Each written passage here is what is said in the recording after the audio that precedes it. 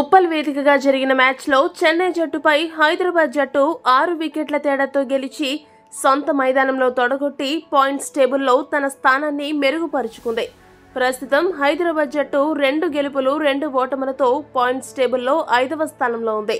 ఇక ఈ మ్యాచ్లో చెన్నై జట్టు ఓడిపోయి వరుసగా 2వ ఓటమిని మూటగట్టుకుంది. ఈ మ్యాచ్లో అభిషేక్ శర్మ, మార్కరం, నితీష్ రెడ్డి అభిమానుల ప్రశంసలు అందుకున్నారు.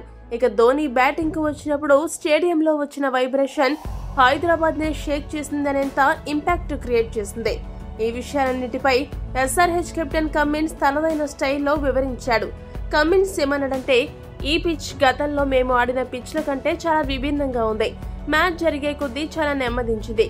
ఇది చూసి మేము కొద్దిగా షాక్ అయ్యాము. శివం దూబే స్పిన్ బౌలింగ్ లో అద్భుతంగా హిట్టింగ్ చేశాడు. దీంతో అతనిపై హాఫ్ కట్టర్స్ ప్రయోగించాలే డిసైడ్ అయ్యాము. ఆ వ్యూహం ఫలించి అతని వికెట్ ను త్వరగా పడగొట్టాము. దీనివల్ల సిఎస్కే జట్టుని తక్కువ పరుగులకే కట్టడి చేయగలిగాము. ఈ మ్యాచ్ లో అభిషేక్ శర్మ అద్భుతమైన బ్యాటింగ్ తో అలరించాడు. ట్రావిస్ హెడ్, అభిషేక్ శర్మ లాంటి ఆటగాళ్లు ఓపెనర్లుగా ఉంటే మిగతా బ్యాట్స్మెన్ పని చాలా సులువవుతుంది. వీరిద్దరూ గెలుపుకు అవసరమైన పునాదిని పవర్ ప్లేలోనే వేశారు. అరంగేట్ర మ్యాచ్ లోనే నితీష్ రెడ్డి కూడా మంచి ప్రదర్శన చేశాడు. ఇక మిడిల్ ఆర్డర్ లో మార్కరం ఎప్పటిలాగానే మంచి ఇన్నింగ్స్ ఆడాడు. ఈ మ్యాచ్ లో అన్నిటికంటే నన్ను ఆశ్చర్యపరిచిన, ఆకట్టుకున్న విషయం ఒకటి ఉంది. అదేంటంటే, ధోని బ్యాటింగ్ కు వచ్చినప్పుడు మైదానంలో ఉన్న అభిమానులు అరిచిన అరుపులు నా జీవితంలో నేనెప్పుడు వినలేదు. ధోని బ్యాటింగ్ కు రావడం చూసి అభిమానులు పిచ్చెక్కిపోయారు.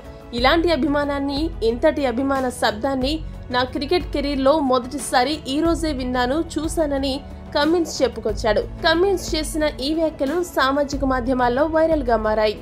ఈ వీడియో గనుక మీకు నచ్చినట్లయితే లైక్, షేర్, కామెంట్ చేయండి. మరిన్ని స్పోర్ట్స్ అప్డేట్స్ కోసం మా ఛానల్ ను సబ్స్క్రైబ్ చేసుకోండి.